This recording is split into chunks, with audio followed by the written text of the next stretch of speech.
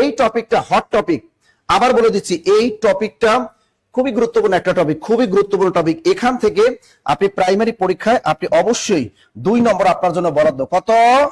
2 নম্বর বরাদ্দ, 2 নম্বর বরাদ্দ প্রথম টপিকটা থেকে।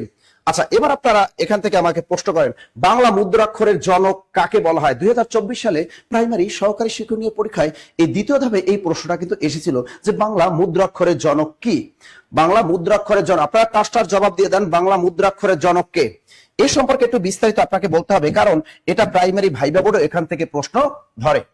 এখান থেকে যদি আবার প্রশ্ন ঘুরিয়ে ধরে যে বাংলা মুদ্রাক্ষরের নকশাকারীকে, এবার জনক না দিয়া আপনাকে বলবে বাংলা মুদ্রাক্ষরের নকশাকারীকে, নকশাকারী কে? দেখেন প্রশ্ন কিভাবে ঘুরাবে। তার বাংলা মুদ্রাক্ষরের নকশাকারীকে, তাও হবে Charles Wilkins. Thank you, thank you. আপনারা অনেকে বলেছেন তাও হবে চার্লস উইলকিন্স। এই লোকটার বাড়ি হলো কোথায়? এই লোকটার বাড়ি হলো ইংল্যান্ডে। এই ভারতীয় উপমহাদেশ যখন শাসন করা হয় তখন তিনি কিন্তু এই দায়িত্বটা পেয়েছিলেন। এই যে তিনি কিন্তু এটা জানতেন না, তার দাদি ছিল ইংল্যান্ডের নাম করা একজন বিখ্যাত এই নকশাবিদ। তিনি তার কাছ থেকে তিনি শিখে এসেছিলেন কিভাবে এই নকশাগুলো আঁকতে হয়। তিনি এটা নকশা বাংলা এই বর্ণ বা অক্ষরগুলোকে তিনি সুন্দর মতো সাজিয়েছিলেন। এজন্য তাকে বলা হয় বাংলা মুদ্রাক্ষর, বাংলা লিপি অক্ষর বা বর্ণের জনক বা মুদ্রাক্ষরের নকশাকারী বলা হয়। তৎকালীন এই আমাদের বাঙালি একজন তার ফ্রেন্ড ছিল, তার নাম ছিল কি বলতে পারবেন? তার নাম ছিল কি? একজন কর্মকার, বলতে পারেন তার নাম কি?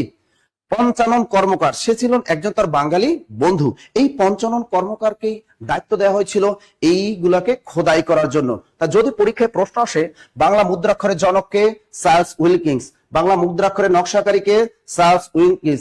বাংলা লিপি অক্ষর বা বর্ণের জনককে, চার্লস উইলকিন্স। আর যদি বলে খোদাইকারীকে, উত্তরটা হবে খোদাইকারী। দ্রুত লিখে রাখো ভাইয়ারা, পুরা খোদাইকারী। এই খোদাইকারী বললেই তখন আমাদের বাঙালি ওই কর্মকারের নাম চলে আসবে, পঞ্চানন কর্মকার। দ্রুত লিখে রাখো।